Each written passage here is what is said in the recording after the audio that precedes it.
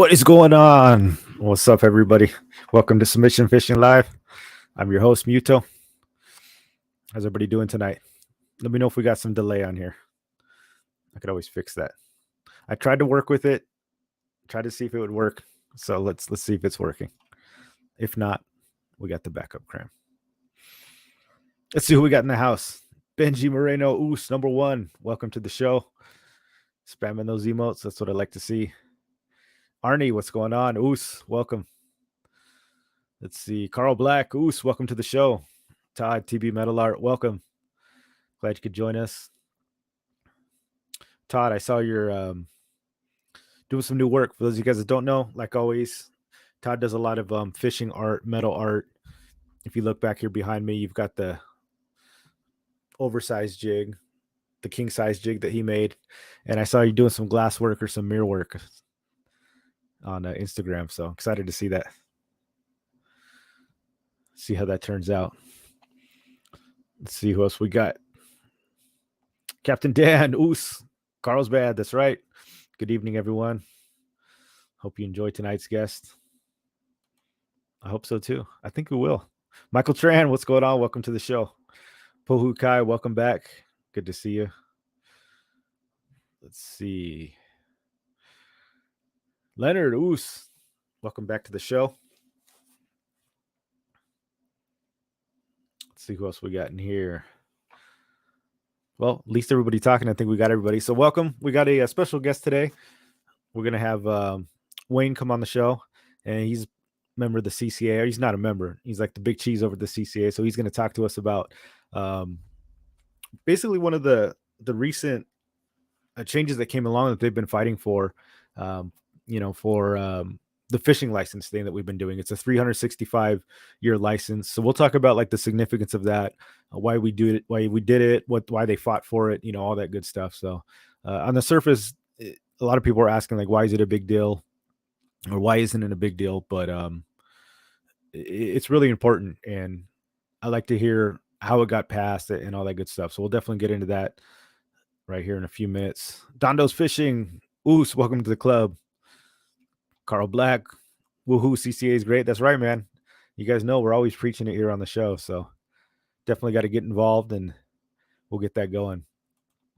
Before we started, I just wanted to get some controversy since it's October, and I know we've already split the community with the pineapple pizza. Who likes pineapple pizza? Who doesn't like pineapple pizza? I'm on team pineapple. I know this is a divisive thing, but since it's October, I got to know who's on team candy corn and who's not. So my wife was roasting me the other day because I like candy corn. I haven't had it in years. I don't eat sugar anymore, but I actually like candy corn. I may be one of the few people on planet Earth because anytime I mention it, I just get roasted, or I'm told how awful it is. So I just got to see. Do we have who's team pineapple and team candy corn? Do I have any soulmates in here? Or do I stand alone on the candy corn thing? It's October. No wax candy. Here we go. Michael Tran, he's out. SoCal Steve, Woos, welcome to the show. Glad you could join us. Glad to see you here. I like candy corn. I just don't go out of my way to eat it. Yeah, it's one of those things where you eat like I used to not eat it until like October because you'd see it around, and then I eat so much and you'd like get sick of it. I do understand that, but I do like it. Oh, Captain Dan, candy corn rocks, especially the little pumpkin.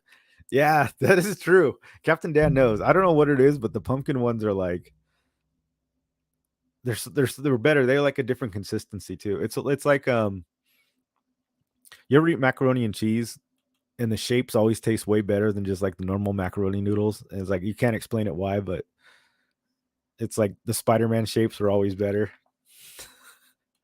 Team pineapple, definitely. Leonard could take it or leave it. Candy corn, no. Pineapple, yes. No candy corn. Yeah, I figured most people wouldn't be candy corn. Yeah, anyways, guys, fishing still looks decent. The Dorado kind of slowed down this week. It was hot earlier last week, and it kind of dropped off a little bit. They were out there kind of like at the Dana Point offshore in that area. We went and looked for them this weekend, and we found them. I went out with Graham, took them on my boat. We went out to like the 220, 277, It was a pretty long trip, and we found him. It was crazy. It was like the most frustrating thing is we saw them in the water, big old bulls too. Some of them were jumping out, but they just didn't want to eat. The only thing that was working was like heavy chum. And even though we didn't take any bait, but I've got a bait tank, but it's like even still, I don't have the ability to really chum heavy. It seemed like that was the only way they were getting bites. Some of the sport boats had to just like dump tons of chum in there to get a few bites. But yeah, they're still there. Fishing's still good. I mean, if you're going down to San Diego, you going offshore for a couple days or even a day and a half, you're going to get on them. Tuna, they're still around here, guys. So fishing's still hot, in general. So if you can get on a boat, definitely go do that. I mean, they're still here, man. Don't sleep on it. If you haven't got that hot summer bite, there's still time. If you haven't been on a trip yet, go get on a trip. Go get those fish. Go get those tuna.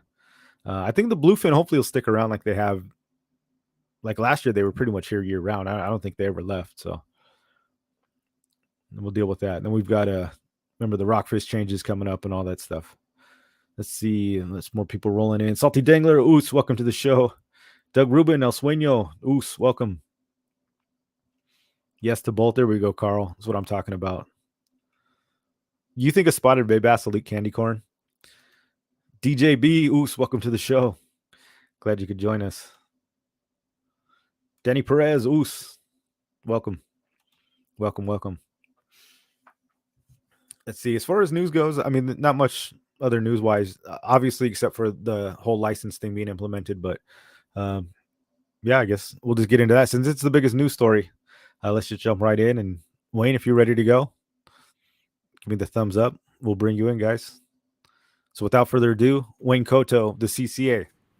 You were on Submission Fishing Live. Right in the middle of that camera. How you doing? I'm doing great. How about you? It's been a long couple of days here. We just got done with the Fish and Game Commission meeting today, and there's a lot going on there. Yeah, it seems like it's never ending.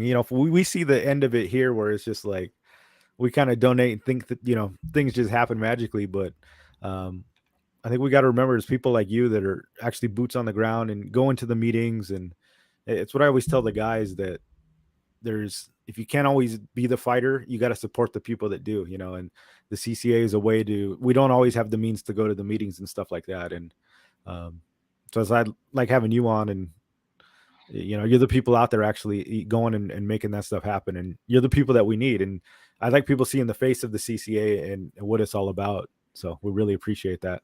I appreciate that. Yeah. So we got a lot of things going on. I mean, we got things at the federal level. We have things at the state level. We have things locally, right? So we're engaged at all the different levels, and dissemination of information is at the crux of everything, whether it is us pushing stuff down or hearing stuff from you guys coming up the pipe that we may not hear. Can't be everywhere. It's a big state. And this state, fishing-wise, is at least 3 different fisheries, if not more, up and down the state. So there's so much going on right now. Right now, we got 30 by 30 we're still fighting. We've got MPA Decadal Review we're still fighting. Wind farms, national marine sanctuaries, aquaculture. We're still working on issues on sheep's head up and down the coast because they're trying to deem them, endangered. And I probably think that's true based on everything that's going on with the water and everything. There's no place for them to go. We've got brownfish issues. You brought it up a little bit before. We got issues, and we're going to have some changes. It's not the fisherman's fault in a lot of cases, especially with the groundfish. It is a lot because of the lack of science and the federal and the state government not doing their job. Right? Bad stock that never happens. Bad models, not getting credit for certain things. There's a lot going on there. That's why we're engaged. We're fighting it. We're not going to be able to change what's going to happen at the beginning of the season. Unfortunately, we're going to push from March to April on the opening in Southern California. But what we're pushing for right now is we went to Washington, D.C. We got NOAA to listen to us, National Marine Fisheries Service. They put some effort towards it. We got SAC on board. We're doing some surveys. If the data comes out, which it looks good, and you all have listened to us, and we have stayed off of those groundfish this year, so we're only at about 23% of total allowable catch, which means we've stayed off of them.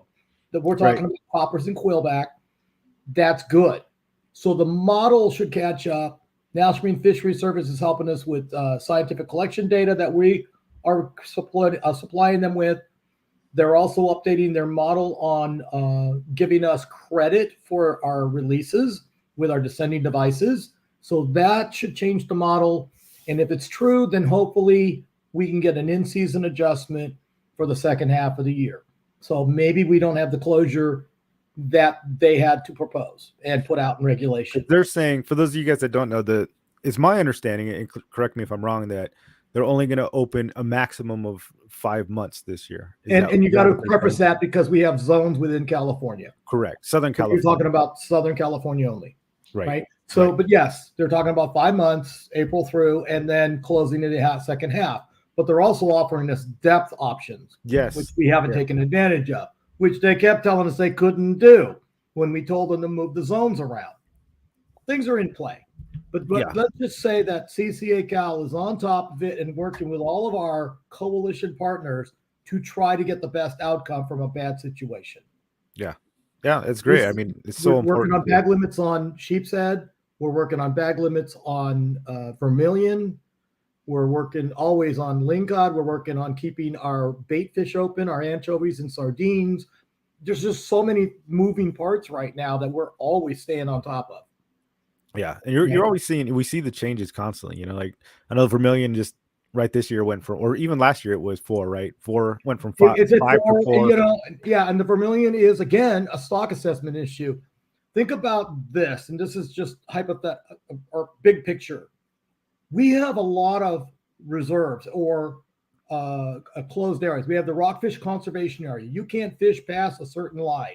We have the cowcod conservation area. We have all of these NPAs. Right. We have national marine sanctuaries, of which some of them have some fishing restrictions.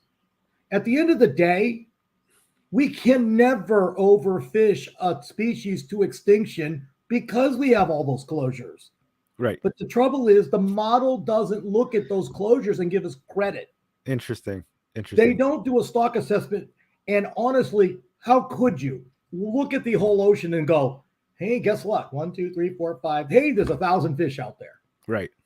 I can tell you where the fish aren't. I can tell you where the fish are. We're fishermen. Right. We're on the water. But they have to look at it at a grander scale and then use models. It's statistics. We were always wondering, something that has kind of been unclear to me and to us, like how do like the fishing game, where do they get most of their data? Is it from like when we fish, we get approached by the people? If you're looking at how this really works, it's not about I had a starting point, I'm giving and taking every year. It's a model that says I'm going to calculate how much recruitment is going on. In other words, how much spawning. I'm looking at an approximate what I believe is out there. And then what they're really modeling and holding against us is how much you take. Correct. And the problem is, if you look at the model says, if I take a lot one year, oh my God, you're overfishing it. If I don't take enough, then they say, oh my God, the stock must be crashing. They can't catch them. Right. And that has nothing to do with it if you look at it from a standpoint of effort. A good example would be we haven't really been fishing the rockfish down in Southern California because we've been fishing the bluefin and the tuna for the last how many years? Yes. We didn't get off of them. We were out at Tanner Bank year round. We were doing yellowtail and dorado, and we did all those other species. We stayed off of the rockfish. But that hurt us in the model. That's the stupid part for Southern California. Because nobody's reporting. They think nobody's catching them. So they think they're depleted. The other side of it, the SAC fleet, 100% electronic reporting now from Santa Barbara South. SAC is Santa Barbara South. That's your sport boat fleet.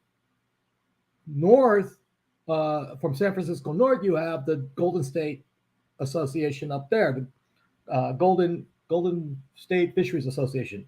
Those guys do the northern, but there's a middle part in Central California that isn't covered. Okay. Interesting. Then you have the commercial fishermen, 100% reporting. Guess who's not reporting?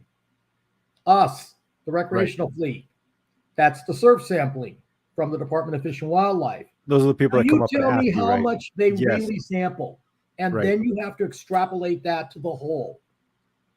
Right. They're extrapolating it from catch data from CPFV. They're doing our data at the ramps, but they never go to the marinas. So none of the private boat marina guys are getting caught on that survey. Right. What is their real sample, size, Yeah. and how do you say yes or no Right. that we're extrapolating out correctly? There's a lot of factors, Yeah. but I will tell you this: if they ever make the recreational fleet go to 100% reporting, we will fail. Interesting. We will So fail. We wow. will look at it. So what Because percentage? How do I know? Because we do lobster report cards today. Right. We barely do 50% return. We suck at it. And there's a fine with that, and we still don't do it. Right. Yeah. It's hard. I mean, just It's trying to very enforce it is crazy. And that's unfortunate because if we don't get better data, it works against us in some cases. In some cases, it works for us. Right. But we're not getting accurate data. So what is the validity of all of these models? Because there's so many factors of cushion built within them. Okay. It's crazy. And again, we're not talking about the whole data. We're only being talked about the data that's open to us. Right. So how come they can tell us that, hey, this stock is crashing, it's going to be in danger, blah, blah, blah, when you can't tell me what the whole ocean looks like? Yeah. We can't do it. Now, positive news, we're doing things like the cow cod conservation area, which has been closed for 20 years. Wow. Cow cod got deemed rebuilt 2-3 years ago.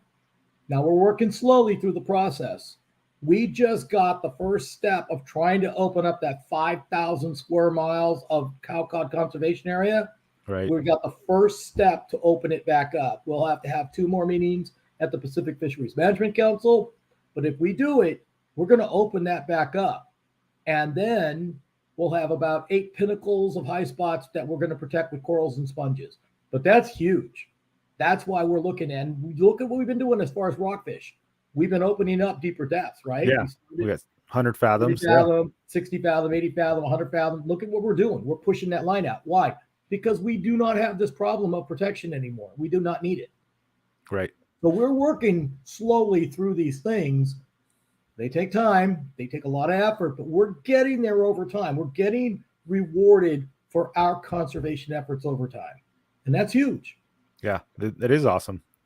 Yeah. That's crazy. What is the what do you think the effect is of, do you think restricting the zones makes it worse because it gets overfished, or do you think it's more beneficial to open everything up? You know, I think you have to look at it from a perspective of take.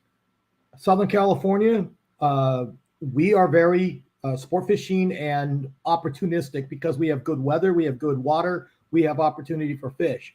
But if you look at our areas, especially the inshore side, it can be hammered pretty good, right? Yeah. As you go from about Oxnard, Ventura, the Channel Islands, and then move to Santa Barbara and go a little bit farther, go up to Avila and Morro Bay, you notice how much better the opportunity gets. Close islands. Why? They don't have the fishing pressure. Right. Correct. Okay? And then you hit San Francisco, you hit the Bay, Berkeley, and around the Bay Area, and you can see them getting certain catches, but that's because, again, opportunity.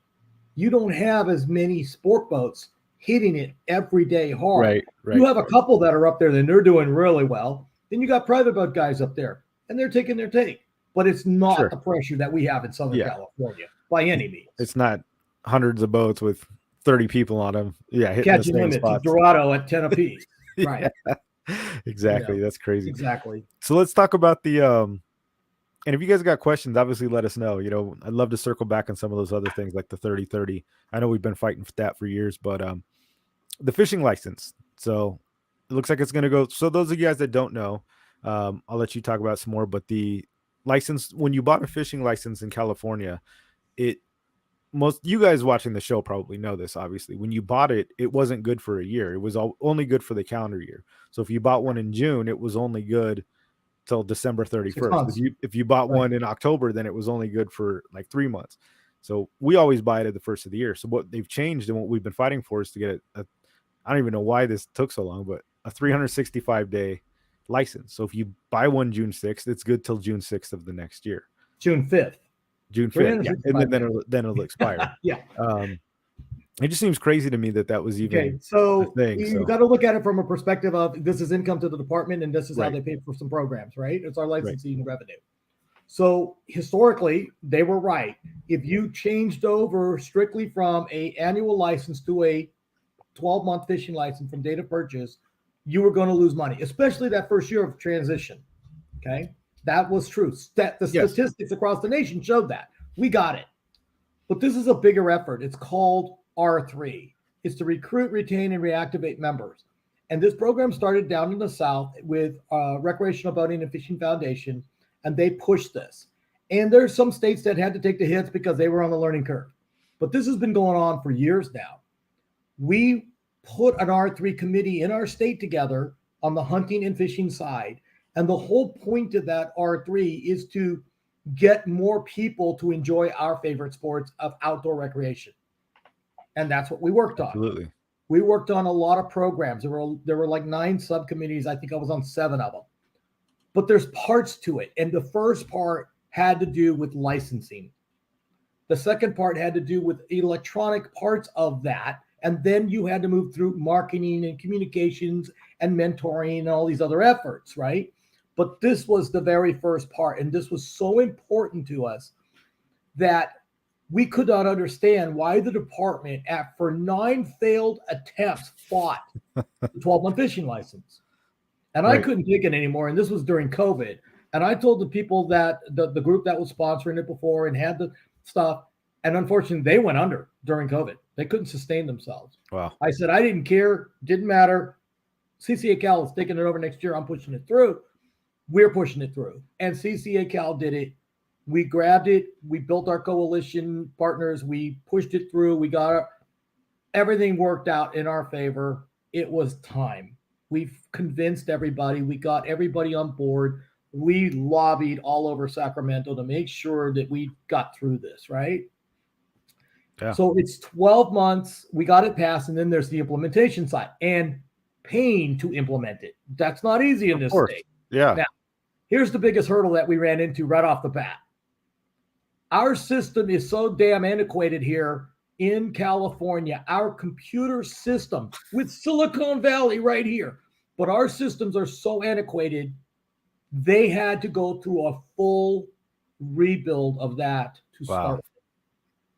Yes. That's crazy. So we had to find the money to contract that to start with. We're talking like we got a retail system like CVS with their huge receipt versus Sears Roebuck with those NCR computer terminals they still have. Right. That's how stupid it was. It was so antiquated. Now, we're getting that. Now, they kept saying, oh my God, it's going to take us forever to get that done, blah, blah, blah. We got them the money. We got the legislation. We got it all. And we have been pushing them all year. They were telling us they weren't going to get this thing in until June of next year. And we told them that was unacceptable. And we kept pushing the contractor, the department. They made the announcement at Fish and Game Commission, and you saw the press release a week ago. We are getting it in on time and on schedule and on budget November 15th. Now, what that says, the 12-month fishing license is 12 months from date of purchase. And I was like, wait a minute, time out. If I buy it on November 15th, I'm actually losing, right? They're like, no, we got it fixed. Anything from November 15th to January 1 is January 1. It's an annual license. Oh, okay. So Nice. that's 1. 2, if you buy it on January 2nd, your license is now good till January 1, right? 12 months. 3, we're working on the electronic version to be able to show that, but that's a regulation change. We just started that process at Fish and Game Commission today to work to get through that process of regulation change. It takes 3 meetings. Today was the first notice. We'll do it in December, and we'll do it again in February, which then if we get the regulation change, which nobody's arguing with, then that will set the tone for getting the electronic portion. Everybody's like, but what if I don't want the electronic application on my phone? What if my phone dies? The paper option is always still there. Right. Of course. If you buy it at the store, you will get a paper license. If you buy it online, they will send you the paper. The electronic option is on top of. It's an option, right? Not a requirement. It's on top of. Right. So if you don't have that paper, you don't have your wallet, you left it in the car, show them your phone. If your phone dies, you better have the paper. But either way, you have the option. And this takes us to the next level. The hunting side with their licenses are included in this electronic app. That's why Oh we wow. need regulation change. It was they jumped on our back on this one. They were the winner. On top of that, we're going to be building all these other applications within it. We're trying to get them, and on the list that we have, we're looking at, can I have where we can fish legally, because there's an application called Fish Legal, which does a very good job. Yeah. Can I do my lobster reporting card? Can I turn that in? Can I get my license renewal? We already have built into the system the auto renewal feature, which is good because that was going to be part of our application too, but that's already been put in. So we have all of these steps that we're putting in place, and we're building this list of all the things that we want added to this application. Hunting has their side, fishing has their own. But we're Right. building this list because it's not a one size fits all. There's a lot of things. I want CalTip in there that I can just hit that one app. I don't need multiple apps. CalTip has their own app right now. But why? Put it through this one app and everybody join into this one app, and that's what we're trying to build towards. Right. And then who's paying for like when you say like we're paying, we bought the upgrade. So who is like is that CCA donations or no? That's through that is coming build? through either license sales or it's coming from general budget. Okay, so it's still coming from the state. The state's helping us pay for it. It's not coming from private funds. Okay, interesting. Yeah. Well, they should be paying for it. I was just curious how we should be paying for it. Yeah. Well, not them. It's us. We do pay for it. It's all us. If it's public, it's all our money exactly. anyway. So maybe we are paying for it, but it's not coming from like a separate fund. Separate fund. Like our saltwater stamp in Southern California still pays for the hatchery program. Very good example. Right. Right. Yeah. That's awesome. Why do you think? I mean, I wonder why California is just crazy how far behind they are. You know, like I have I go to Florida too. I have a residency in Florida, and it's like I've got a digital card there. They give me like a credit card looking thing. Yep. You pay extra for it. It's got like you get to pick the art on it. You get your digital license. Like it's so easy. You do it all. What makes me mad is we can't even get a fishing license plate that goes back into revenue of the state. Every other state does it, right? And you can apply for these. They only allow so many in this state. They're so backwards. They're so against business and opportunity. It's scary. And we're fighting it all the time. Yeah. You know, I think they just hate fishermen. Well, that's something we need to talk about because Fish and Game Commission, they just brought back Anthony Williams. He went over to work ledge on the Capitol, and he's back. We had a person that was qualified to be on the Fish and Game Commission, John Bellotti, out of LA, and they did not accept his application. Well, they accepted his application. He got the second round, but they brought an old guy back instead of bringing him on, and he's more qualified than anybody on that commission. Right. He does all of it. He knows it. He understands it. He's one of us. They hijacked our Fish and Game Commission, which is scary. They don't want that. Yeah. Yeah. 100%. Right. So it's all these guys. I don't think some of these guys understand that even fishing is so political. It's everything. It's as political as anything else, as any other. And it's not just political. Let's preface that. It's emotional. Yeah. Everything that happens here is an emotional argument versus a scientific and logical argument. Right. They see fishing. They just. Yeah, people think you're destroying. They don't want you to farm. They don't want you to fish. hunt. They don't want you to catch. They don't want you. I don't know where they think this food's going to come from. Yeah. I don't think they take that into account. You know, it's like how many people it actually feeds or how many people do it to eat. It's not just they think you're just out there killing fish and throwing them back or something. You know, but unfortunately, that's all they hear is because they hear the propaganda. They hear their side. Correct. Right.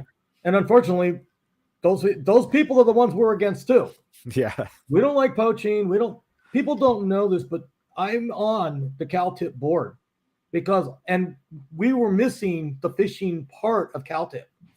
We weren't represented well in that committee. Right. And so I got added on because I believe there's an issue here that we need to be party of because we need representation. And I know we get the bad end of the straw, but we need to get rid of those bad players. Yeah, of course. It's only going to help us all. We have our integrity. We're here because we want sustainable, long-term fishing opportunities for the future. Right. That's it. Yeah. Yeah, because you know, it's one bad situation gets all the publicity. You know, they don't. I would say 90% of fishermen they follow the rules. It's what I tell people that like I argue with sometimes. It's like, look, we have a more vested interest to keep fishing healthy than anybody else. We We started don't want fishing to go away. I we don't want. started the Fish and Game Commission for Yes, the right reason. yes, yeah. We It's like, understand it's yeah, sustainability, responsible outdoor recreation. yeah. We I believe want to it. fish. We I want live my it. kids to fish. Yeah, yeah, They go, oh, they got hijacked on the environmental. No, we want clean water. We need clean air. We right. need good environment. We're against. I mean, look at that DDT crap. We're against all that. We Yeah, want the environment to be healthy, but we understand our role. And here's something I think people need to understand with this 30 by 30 in the MPA Decatur review. What they did to us during MPA was created a zone to shut down any right, opportunity for take and correct. management. But what happened during the El Nino cycle was that the warm water blob went all the way up to northern California and above, and wiped out the inshore because the warm water decimated it, right? Right, And the kelp died, the abalone died off, the starfish died off, and the only thing left was a purple urchin, and it was purple urchin areas everywhere. Overtook everything. But they couldn't do anything management wise because they were stuck with the same regulation that they did to us, that right, they right. couldn't do anything in there. Yeah, They didn't learn that we do management for a right. reason. Yeah, it's So they crazy. go, oh, we want to go in there and call this purple urchin. You can't You go in there can't, any more than we can. right? Sorry, the Yeah, regulation is in statute that you can't touch that area. that's right. And now they go, but we got to be able to go in there. You guys don't understand. We need emergency regulation change, blah, blah, blah. No, Doesn't work that way. right? You guys didn't listen to us when we said management is both ways. And Right. that's why we believe in management, that things happen and Mother Nature will do her thing. And we need to be able to account for that. We Yeah, need to be able to react. So what happens? Well, yeah, you should have been able to go in there and potentially call those purple urchin. Now, personally, I don't believe that, but okay, let's just say you did that. right. As the water cooled off, you should be able to go back out there and help Mother Nature out. Go out there and plant the kelp so it comes back faster. Go out there and plant, abalone and starfish out there. Let it come back, Yeah, right? it's like what we're doing with, like with the white sea bass. Situation. Yeah, it's like the white sea bass. Where Right. we just heard the news that it was this huge percentage, right? They found it in the bone or something, that they came from the We're hatchery. doing a genetic study on the program, Yeah. and we support CCA, and the Hub Sea World Research Institute. What we did was we took all that data that we've been collecting over the years and gave it to a graduate student back in South Carolina, and she did a genetic study. So we knew who the parents were based on our broodstock, and she was able to take that a lot of the data and be able to take it and synthesize it back. Now, it started at a higher level in the 30s, but what happened is as they did the peer review on that paper, because Right. it was a graduate paper, that they gave it a lot higher stringent standard. In other words, instead of, say, 4 factors that qualify you, they made it up to 8. So it took a lot of the factors out. It still was Right. positive, though, extremely positive, Yeah, that 30%. fish that we did not think were part of the program because they didn't have that little nose tag, all of a sudden were qualified Correct. because of genetics. Correct. And they found out that they actually had included some fish back into the broodstock program that were genetically part of the original broodstock. Right. And they wouldn't have known that. They Yeah. didn't have a tag in it. So that For was there's a people lot that of stuff. Right. Those people that don't know, explain to them what we're talking about as far as like the. So the hatchery program is, we have a legislation that we passed, which is why in Southern California we pay for a saltwater license. That money goes into a hatchery program for right now, which is white sea bass. People don't realize that program is an experimental program that's been going on for years to show and prove how to do a saltwater hatchery program over time. At the time, there were about 8 species that we had qualified, and that they had picked white sea bass because it had the highest problem going on out in the water. Right. Now, we've done legislation to get rid of gill nets on the white sea bass, and we've done other things to manage it.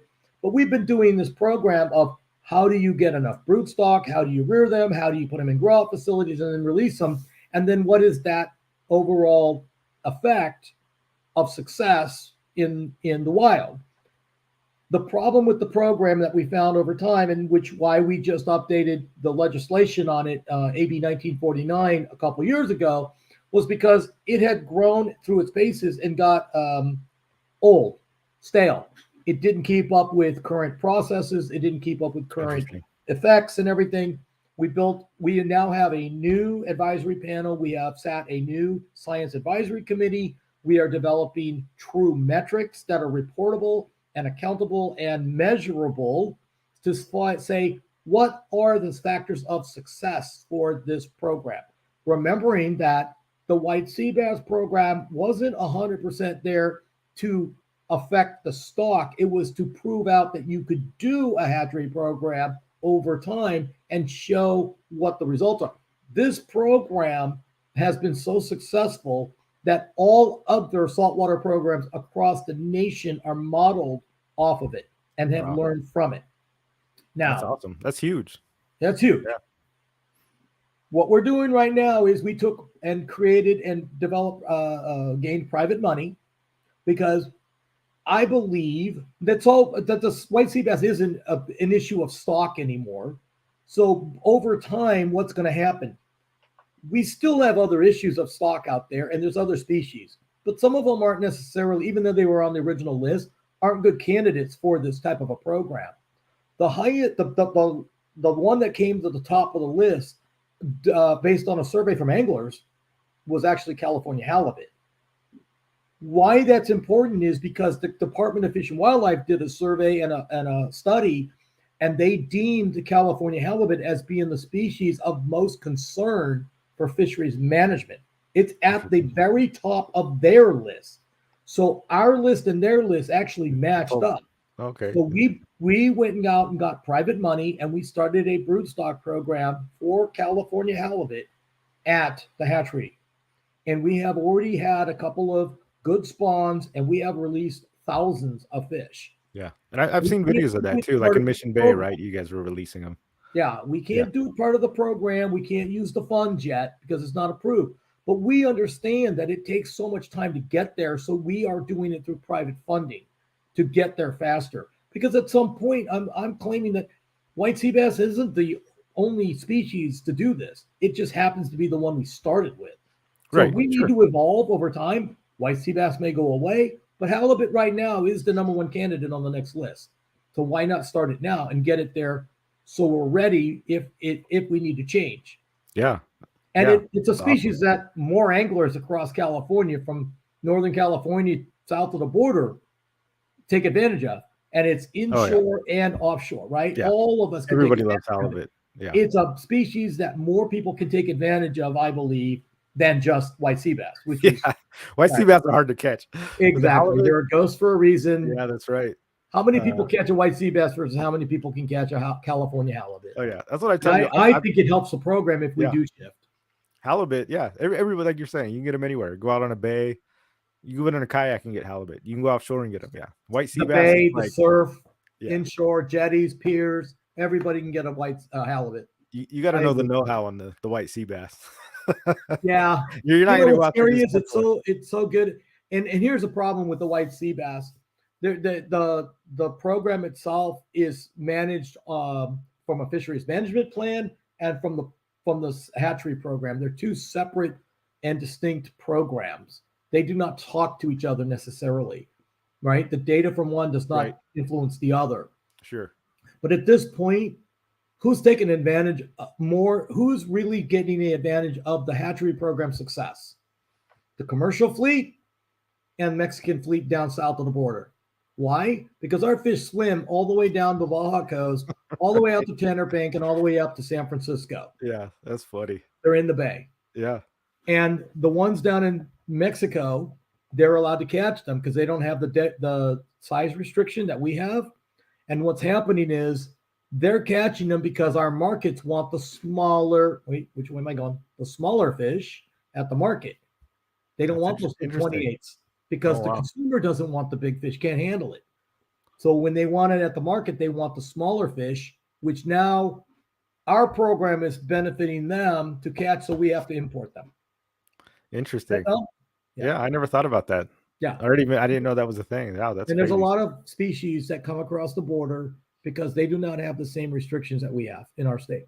Interesting. Yep. That's interesting. TV Metal wants to know, how do you become a CCA member for those that are not? You can go to our website, ccacalifornia.org. Personally, I would go to joincca.org, which is the national site, hit membership and put your credit card in there. In fact, I would do that before the end of the year because right now they are back in Texas debating to vote on a price increase for the annual membership Oh, for an interesting. additional $5. Oh, that's So some I would good get news. it Yeah. in before the end of the year at $35 personally. That money all goes to national. It doesn't go to us. We start at $35 here. Now, if you want, we're going to be doing show specials at the beginning of the year. We'll see what happens with this price increase. But we're planning to do show specials at all the events that we go to in January, February, March. Yeah. There's So, always something going on, right? The apps and taps, or well, and there's then we have lots of ways all to the get it. shows, right? We got Yeah, PCS, the new Bart Hall shows coming back. sure. We got the Bakersfield show, ISD Sacramento. We're everywhere. If they do Day at the Docks, we'll be there. So we'll try our best to support us.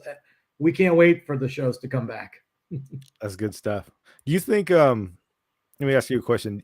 Do you think we'll ever get a chance to? Do you think MPAs will ever be repealed, or we'll ever get a chance to fish them again, or do you think that's like a lost cause? Unfortunately, we lose the based on ground.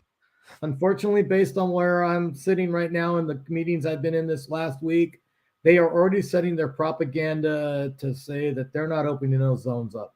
Right. If you talk to, and I've got this in quote, if you listen to the people that are currently on that Fish and Game Commission, they do not believe that they'll open those areas back up. Now, if you go all the way back to the MLPA days, and I've got one commissioner that's on there, Jackie Arthur Carmenson, and she was one on the Blue Tip Ribbon Task Force, and she was the only one on that whole panel that was ever in part of that.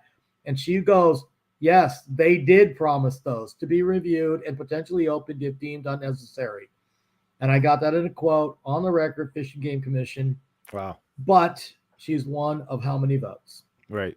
So Sure. At this point, I would not assume that, unfortunately, because of what we're doing with 30 by 30, the only qualifying areas on the coast that they're allowing right now into the number are the 16% of the MPAs, the 124 MPAs qualified. What we're trying to do is get NOAA and National Marine Sanctuaries to come play nicely in the playground with the department and the resource agency to get the sanctuaries, at least some of them, qualified to meet the requirements of durably protected to qualify into the 30%. And if they can get some of them, which almost 50% of California would be under National Marine Sanctuary if Chumash comes in. Right. So we'd be there, right? We'd not only hit the 30 by 30, we'll hit 40 and 55. I mean, right. It's a numbers game. And the only thing is that we said was that leave fisheries management alone. You have already proven during this last time period that complete closures isn't the answer to biodiversity. We have process at the federal and state level for fisheries management and protections and endangered species. All of it. Yes. But for whatever reason, we do not get credit for all of that. Yeah. So, and unfortunately, part of what I've said from the beginning is if this is the way they're going to play, if it's an emotional argument that they're just going to steal the 30% anyway, then take the damn 30% and stop the other farce. What you've said to everybody then is that your fisheries management has failed and we know better and we're just going to take the property back and close it down to fishing. Right? Isn't that kind of what they're telling us? Crazy. So why are we going through all this work and effort and pain? Right. Close the damn 30% down, and I'm going to go fishing and stop all this nonsense and wasting of time. Yeah. So if you're let the people know, like, not listen to the science. So what is the 30 for 30 for people that don't know? The 30 by 30 is that they want to take 30% of land, ocean, and water and set it aside for protection for the future. Because and this was an international process. Now, here's the dumb part. Get this. California is the only state in the nation that originally qualified as IUCN qualified to the 30% movement Yeah, it's crazy. before it even started. Right. We were the only green state in all of North America. And yet That's we in California set a higher standard than the international effort. We started the 30 by 30 legislation process under COVID, and CCA fought it. We beat it. We beat it back. Yeah. And then the governor came back and signed an executive order 6 weeks later. Nothing I can do to change that. Right. So now we are in the process of implementation of 30 by 30. Yeah. And that's what we're up against right now. And This we've is fought the majority of the other legislation to now backfill. They've been trying to backfill legislation to make it, because an executive order can be overridden by the next governor. Right. Right. Same thing with all the executive orders at the president level. They can be overridden. That's a problem. That's interesting. It's not legislation. And what do we have? Like, do we have any recourse? Like can we challenge it in courts or? Well, what are you challenging? That's the problem. I mean, the seizure of private. Nope. I mean, public property. You know, it just seems crazy to me. Nope. You know. Nope. There's nothing you can do, huh? Nope. Not in that case. It's just a shame. This is the problem with executive orders that we've been trying to fight, and both sides have abused it. Both sides have abused it. That's why we haven't been able to beat back the executive order. And what's happening is executive orders are crossing over the three branches of government. We have a legislative branch, we have a judicial branch and executive branch. Correct. The executive branch isn't supposed to be setting law, but that's what this is. Yeah. And that's why we're upset, because they're overstepping their authority. Yeah, I agree. Man, that's crazy. Yeah, but this is what we fight all the time at all levels. We have national lobbyists, we have state lobbyists, we have us running up and down. That's what we do. Yeah, that's crazy. I mean, we got to fight, man. That's what I always tell people. If you love fishing, well, you can bend over and take it, but then you're going to lose, and there's nothing. You don't get it back once you lose it. Yeah. That's what I always tell people too. Like you brought up the MPAs. That's why I knew pretty much what your answer was going to be. That's an example I always give to people. It's like once it's lost, once the government gets something, you don't get it back. Well, like, we say rarely, that, right? And rarely. What did I say? We're working on groundfish. We're working on cow cod. Right. We're taking and getting steps back. Sure. 20 years later, right? I mean, we'll take it hard.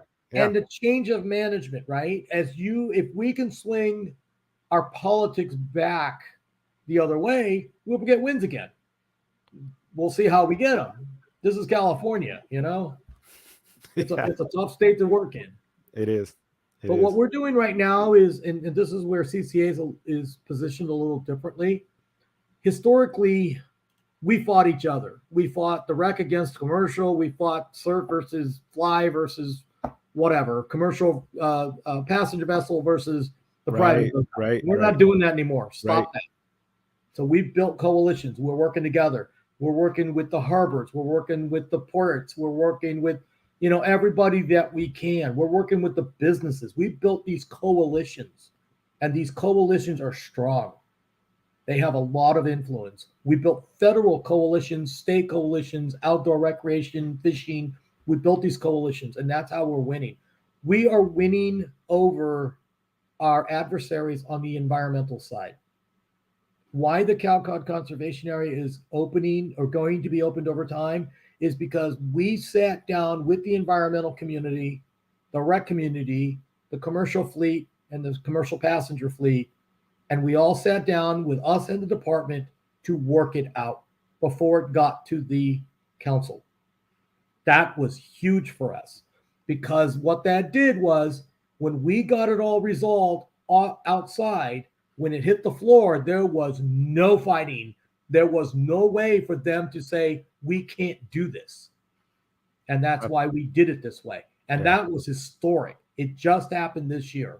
And we are in the process now of going through the meeting notices to get it finalized. But that was historic. No, it's never happened. That's awesome. That was huge. That was big for us. Salty wants to know, aren't there closures against? Yeah, I mean, that's the point I was trying to make, Salty. Aren't there closures against the California Constitution? Is there? And that's where the executive order comes in. They're bypassing the legislative branch. Well, no, what he's talking about is MPAs. The MPA set legislation which prevents access to public waters. And I know where he's coming with it. And unfortunately, here's a good one. When United Anglers Southern California was still in business before CCA Cal, they tried to fight that through the court system. They lost. It bankrupted them. Wow. Just bankrupted so them. Expensive. Wow. Yes, they lost. So it's a shame. So you can challenge it, but you can do whatever the result that you you're going to get money, but for what? You can beat your head against the wall. Yeah. There are certain things that you got to sit there and go, well, how much pain can I absorb, and will I survive? Right. Yeah. Okay. And there's other processes that I believe are better use of resources to get us there over time. You're not going to win every fight, but the fights that we're fighting right now in CCA Cal has only been around for 7 years. 2015 is when we started. I took the helm in July. That's crazy. That's crazy. But the things that we've been able to accomplish, the wins that we have gotten, the network that we have built, and the reputation, and the lack of fighting now versus what we did 7 years ago is huge. It is. So now we have to just stay the course. We're not going to win all the fights, right? But we're losing fewer of them, and that's important. It is. That's huge. I didn't know CCA was that new, to be honest with you. But I guess it is. I guess it is. We talk about the whole CCA network. Yeah. We're the youngest one on the block. We started 7 years ago. Texas has been around for 46, 47 years. Because there are in other states, right? Like Texas has one. Is that where it started? Across the nation. 19 states. We're 19. And then what region do you do all of California or just Southern California? I do all of California. Wow. So we already have Oregon and Washington. We go across Texas all the way down to Florida and up the coast. Wow. And we have one inter-channel state, which is Nashville, Tennessee. That's a huge California. That's a huge region. California. Man. I mean, think about it. It's Georgia all the way up to Jersey. That's crazy. I mean, it's crazy how much territory we have to cover here. And our fishery is so diverse, and our political side is so different everywhere. Yeah. It's like Northern California. The fishing's not even remotely close to Southern California. No. And we have to cover it all. And they're catching salmon and Dungeness crab, salmon, and water, and this, and trust me. That's crazy. Wow. We got all the ground fish, and we have how many zones in California for fishing regulations within California? Then you have the federal side, which is Pacific Fisheries Management Council. You have highly migratory species, official habitat. You have, the CPS. You have and ground fish. I mean, there's just so many sub panels to manage too, which all have importance within our total fishery. But each one of those zones down the state have their own part within there, which is a problem. Right. That's nuts. It's exponentially a tough state to work. Yeah, it really is. I don't envy you guys at all. I always said knowing the fishing code, it's like the tax code. I'm like, I don't think anybody really understands. I don't even think the wardens know half what. No, trust me, I know that one for a fact. It's like you kind of understand and you stay in your lane. Like you kind of know what you know, but it's the so hard big part and vast. Here is that the wardens also have to have wildlife and fisheries. In the last few years, they went vertical so that they said they're going to split marine versus wildlife, which is good. Used to be horizontal versus vertical. So that's good. But even at that, there's so many regulations and they're so unique per area. We went through a thing on the freshwater side to simplify code just to try to do it. When we started the trout freshwater code up and down the state, there were 432 unique regulations to manage. Oh my God. 432. It was unique by geography. It was water type, gear type, and bag limits. And so you sat there and you go, okay, now how do you simplify it? So we sat there and developed this program. We said, make it a spreadsheet from north to south. And you could be on one river and within a distance, it would change. So up in Sacramento, the American River, it would change like in a mile. Crazy. How would you know, right? If you're on the water. Yeah. But you're supposed to. And if you don't do it right, you're going to get fined and ticketed and fined. So what we did was said, okay, well, if you set it up, let's simplify it. Can we break the buckets down into location, gear type, and bag limits into certain buckets and then standardize those down the area. There's winners and losers when you do it. But we actually did simplify that code and got it through. Now I'm trying to figure out how we can implement that on the saltwater side, and I'm not quite there yet. That algorithm hasn't figured itself out yet. Does the CCA works with freshwater as well, or just in saltwater? some cases we do. In some cases it's me personally, just because coastal, I'm pissed off and I need to do it. So I helped out with that one on my personal side versus okay. But like, look at the fishing license. It affected everybody. It didn't matter, that's true. That's right? true. So that was freshwater winning when a saltwater organization took the lead. And it's funny, some people don't understand is like most states only have freshwater. There's only so many states that have coast. Like the California freshwater and saltwater, it's two completely. They're all their own entity. In some of the states, they don't have to deal with coastal. They don't have to they're only freshwater. Think about it this way: our freshwater going into saltwater up north because of salmon. You do a program of releasement, right, up in the water, up in the lakes or in the streams. They go out to the ocean and then they come back. That's right. And you have to manage all of that. So you're crossing over between freshwater and saltwater. Yeah, right. Yes. And there's fights between that. And it happened just this week, the last 2 days in the Fish and Game Commission. Because crazy. Certain things are crashing. Well, we got the other one, which right now they're trying to deem certain parts of the steelhead population endangered, which I honestly do believe.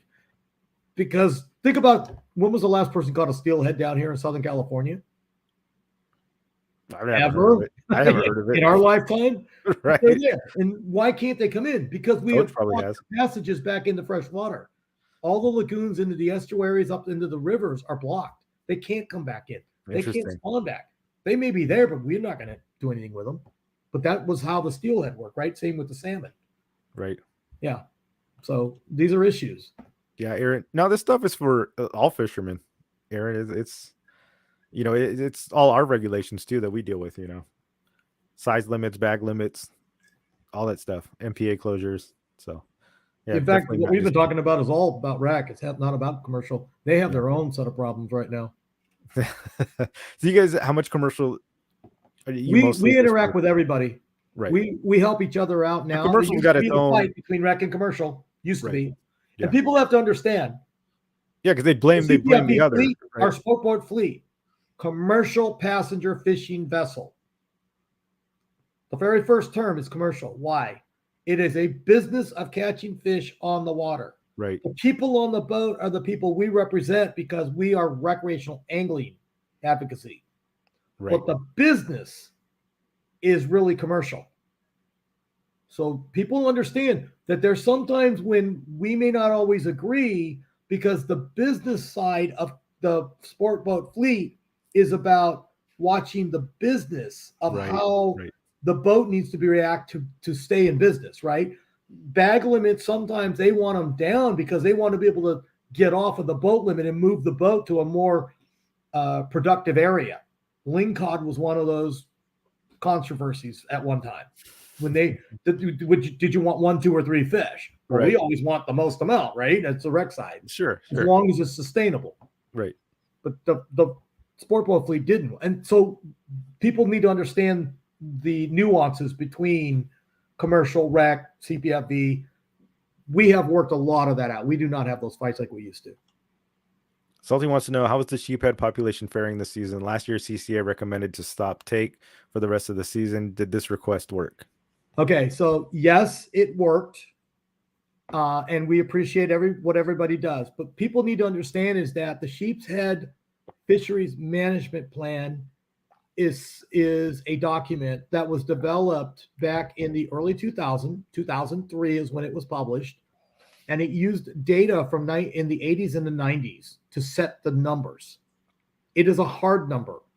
And so what happens is we are being held, commercial and rec are being held to numbers from back in the 80s to set the quotas of what we can fish for. We have gone through a cycle, and it's not looking at what's amount out there. It's not looking at recruitment. It's not like a current fisheries management plan that has all these extra data points in it that we can then adjust as the population grows, as the take comes up, but it can handle it, right? And so the quota would adjust to that. This isn't it. It's a hard number. If you go over that number 2 years in a row, then it forces them into fisheries management action. Interesting. And that action is a decrease in bag limit. Right. Right? That's where we're at. We have asked them to open that FMP back up to review because it is so old. It doesn't match current condition. And what happened was the department doesn't have the staff to do it. That's their answer. Sure. So we are being held to an old standard from the 80s and 90s. 30 years old. Yeah. Right? Do it again. How much? But yes. 40 years. Thank you. 2020. I think in the 90s. We have that same problem most of the time. Yes. Hey, I was born in the 80s. I'm 40 years old. I should know that. Thank you. You missed a decade. Yeah, I did. That's crazy. But that's true. Yeah, and that's the problem. And this is where our fight is. And so we're saying, how are you holding us to something that you guys can't manage? That's not our fault. Right. But this is where we're trying to figure this all out. And yes, we're taking the hit. We're going to have the bag limit's going to come down because we have to pull back our take, even though they can't prove that there's an issue on inventory out there. They haven't done a stock assessment. Why would they? They don't need to. Yeah, that's crazy. Yeah. So that's our fight. Our fight is to get more staff over there to open this up and change it. Right. It seems crazy that we're the ones that have to do that. You know what I mean? It's like basically doing the state's job for them. Well, there's a lot of cases where we're doing that at a lot of different levels, unfortunately. Yeah. And it sucks because we're paying into it and then we're taking that workload off of them because they're not doing it, yet they've got their interest in other political areas that we shouldn't be held accountable to. It has nothing to do with us. So something we're watching right now and trying to work on is holding them accountable to the money they're spending. Our money is earmarked specifically for certain things. Right. And it's definitely earmarked rec versus commercial. So for right now, we're trying to go back and say, you have a responsibility to do these things with this amount of money, and we're going to try to hold them accountable. But that takes a lot of time and effort. Yeah, that's awesome. Yeah. So I don't want to take you too much longer. It's been about an hour. I know we sit here talking. Crap, it's been an hour. Right. Unless you want to keep going. But what should we? So we got the license done. You know, we're fighting. We're getting the depths working. But what do you think is the next? What's the next fight? Like, what are we? Right now, I think our biggest fight is going to be 30 by 30 and decadal review, because those two things have the most. Could have the biggest impact on our access. Now, here's where we're going to have the rub. The 30 by 30 says they want to set it by 30%, and our state set the standard. The MPA, they're waiting for the MPA decadal review, but they've already started putting out press releases of what their propaganda is going to be. The writing's on the wall, right?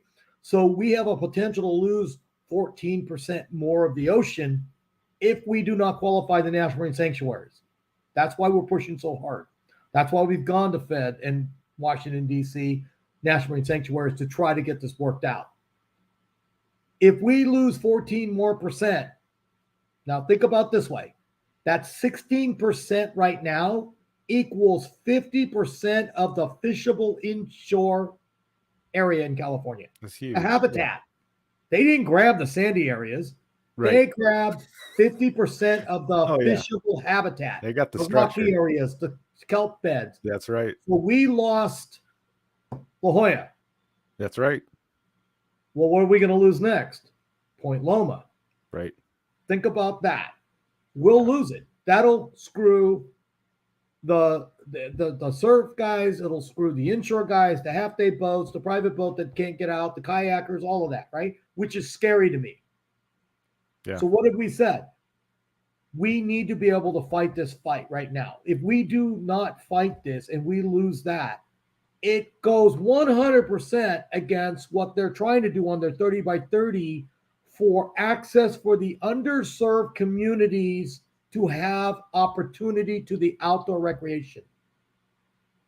They're going against their own management, right? Their own wording, and that's why we're fighting it the way we're fighting it.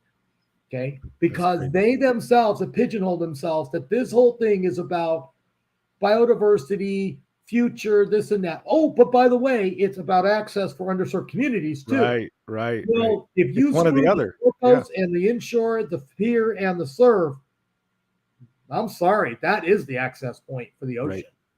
Yeah, 100%. Yo Chitter wants to know what prompts CCA to recommend no take on sheeps. What we did because we needed to bring that down. If we did not try to do that, we would have got hurt worse, and they would have taken the bag limit down to 0. That was a threat. Yeah. Right now, we're not to the point of a 0 bag because we proved that we can stay off of them. Yeah. We have to play the game. Whether you like the game or you agree with the game, we have to play the game. Yeah. And the game is that FMP set a standard to us, a quota limit, and we had to stay under it. That's why. I know last year I did a PSA on the show, and because I was catching sheep too, and I swore off them, and trust me, all of us swore. The brakes. Yeah, it's. And I almost to the point where it's like, well, I might want to catch them while I can't, Right. But it was like I was saying, I'd rather police ourselves than have the government do it. Right. If we can do it within our community, I'd much rather take that approach. We have proven and have it forced on the Vermilion and the Quillback take this year that we can do this. Now, we're trying to make sure that it doesn't backfire on us also, because if you take data out of context, here's a good example. They took data during COVID when we couldn't go fishing. And they actually tried to use some of this data against us because, oh, look, the stock is crashing. You guys aren't taking Nobody's reporting them. Yeah. Blah, blah, blah. We're like, what are you, nuts? It was 2 years ago. Where were you 2 years ago? You were on your couch. You didn't even go to work. Right. So we've talked about, like, what is your, and we've had this conversation with other people. It's kind of been a debate within the fishing community. When somebody comes and should you decline talking to survey people? Some people say yes. No, some people say report honestly. No. What's your recommendation? I was in that boat originally, no pun intended. I was in that boat because they did use that data against us during MBAs. Got it. Okay. Right. I'm sitting on the other side of the fence. I do this for a living now. No. Be honest about what you're catching, where you're catching. Now, do they really need the data down in Mexico? No, it really doesn't help them. It's California waters is where we need that data. So if they tell you what you're doing, yes, I fished, I caught this is where I was, give it to them. We need the data. That not having the data is hurting us. I almost want to go down there with my own devices and do it. So that's the catch-22, right? When we don't report, then they think there is no more fish, right? So you're damned if you do, you're damned if you don't. So. Thank you. I can't win. On this, if you catch too much, it's overfish. If you don't catch enough, the stock is crashing. I hate that scenario. Multiple. Stupid. Take it out of context. They were saying, oh my God, that you didn't do any ground fishing. Oh my God, the stocks are crashing. Oh my God, you guys are overfishing all the anchovy and our sardine. They don't even look at the history and understand the cycles that we go through between El Nino and La Nina cycles. That's right. We go warm water, cold water. The difference between when the anchovies and the sardine are here, when the brown baits are in, when the bonita and the skipjack come in, when hopefully albacore comes back, during the cold water cycle. It's a cycle. And they just don't look at history. And that's scary. It's like what you were saying. It's like this year, half-day boats are going out fishing Dorado. They're not going for these are boats that would have Dorado. They're going after tuna. Yeah. They went after bluefin. Yeah. These are boats that should be fished, that years prior would be fishing roundfish. They'd be going for rockfish. Yeah, so all the inshore stuff. They aren't inshore. 1/2 and 3/4. Look at the Liberty and the Grande and all those guys. They went San Diego. San Diego probably had a better count than the freaking full day boats or the overnight boats. It's crazy. Insane this year. But it's a cycle we go through, right? And at some point, maybe this other stuff does come back. We'll see. We're not going through the I'm sure it will. La Nina cycle at this point. Yeah. It all changes. Like you're saying, it went albacore, then bluefin. It's like it rotates. Yeah. You know what? It'll be interesting to see because we're trying to do tagging studies to find out really what's happening.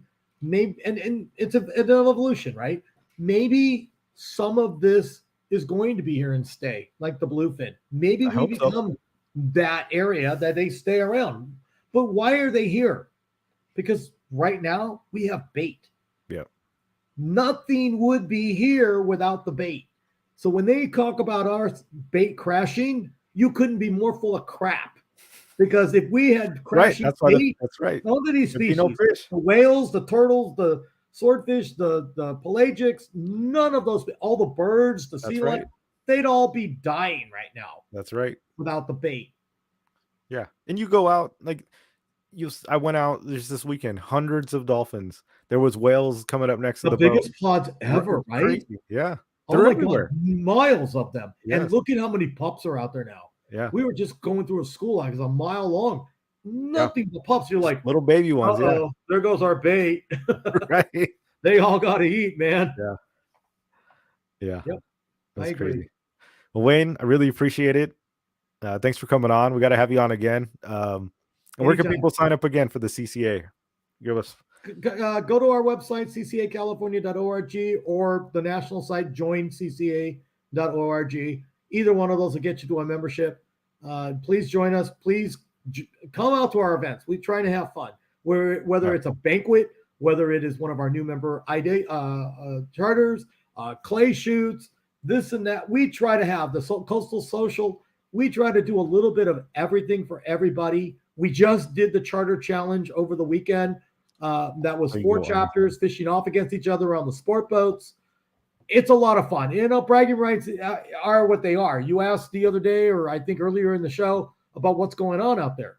Guess what? Dorado are everywhere from Orange, LA, all the way down to San Diego and south of the border. They're everywhere. Find the Magic Patty, open strikes on the jigs. We got them on every boat. The tuna have spread out a little bit. There's some south of the border. There's some right off of Oceanside and the 181 right now, guys. I mean, they're right there. And that's all yellowfin. Where the bluefin went, I'm thinking they went a little farther offshore right now. Yeah, probably right now, I mean, there's fish everywhere. And that's what we do. We go fishing. We try to have fun. We try to have fun events. Why are we doing it? Because we're trying to raise money so we can keep fighting for your guys' access and the conservation of our species so that we have a future in our favorite sport of fishing. That's right. That's right. Well, Wayne, thank you again. I know your time's valuable. You've been so busy, but thank you so much for taking your time to come out and talk to us. Absolutely. Anytime you guys have questions, call, text, answer them all day. All right. All right. Thanks, guys. Thank you. All right, guys, give a round of applause to Wayne. I know I can't hear you, but yeah, awesome show. Awesome. Just great information. So hopefully you guys found that valuable. I know I did, even for myself. So I just sat back and listened and learned, and I really appreciate that. But yeah, guys, if you haven't, I talk to CCA a lot on here, guys. So join if you haven't. It's not expensive, and those are the people that fight for our fishing rights. If we, like I said, I don't have the time to go up to Washington. This guy's in Sacramento. He's talking at the federal level. I mean, Wayne's one of the guys who's doing the groundwork, and he's actually there sitting at meetings, talking to these guys in the state. So really appreciate it. So consider joining if you haven't. I know most of you guys probably are, but